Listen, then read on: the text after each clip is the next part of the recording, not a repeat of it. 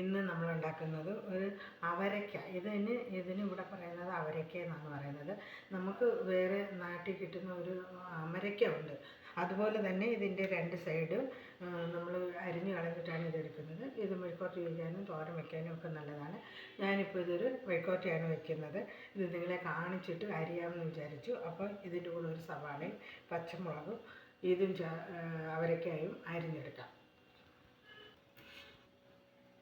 അവരയ്ക്ക അരിഞ്ഞെടുത്തിട്ടുണ്ട്. ഇനി നമുക്കത് മെഴുക്കുവരട്ടി ഉണ്ടാക്കാം. നമ്മൾ ചീഞ്ചട്ടി അടുപ്പി വെച്ച് കൊടുത്തിട്ടുണ്ട്. ഇനി അതിലേക്ക് കുറച്ച് എണ്ണ ഒഴിച്ചു കൊടുക്കാം.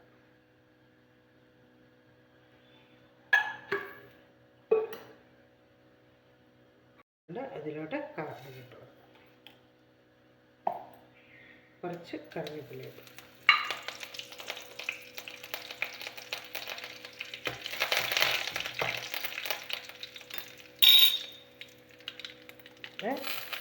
എടുക്കാത്തേക്കുള്ള അവരയ്ക്ക അതിലോട്ട് ഇട്ട് കൊടുക്കാം.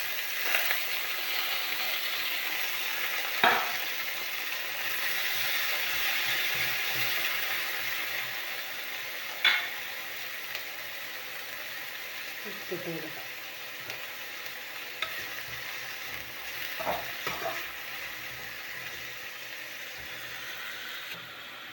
കുറച്ച് മഞ്ഞൾപ്പൊടി, കുറച്ച് മുളക് പൊടി. ഇനി നമുക്ക് സിമ്മിലിട്ട് നല്ലതുപോലെ വേവിച്ചെടുക്കാം.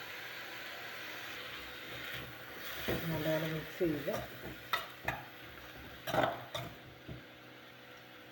വേവിച്ചെടുക്കാം. അപ്പോൾ നമ്മുടെ അവരയ്ക്ക മെഴുക്കുവരട്ടി റെഡി ആയിട്ടുണ്ട്.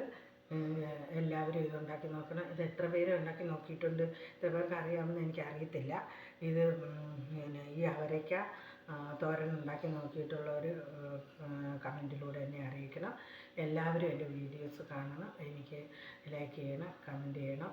അടുത്ത വീഡിയോയിൽ നമുക്ക് വീണ്ടും കാണാം.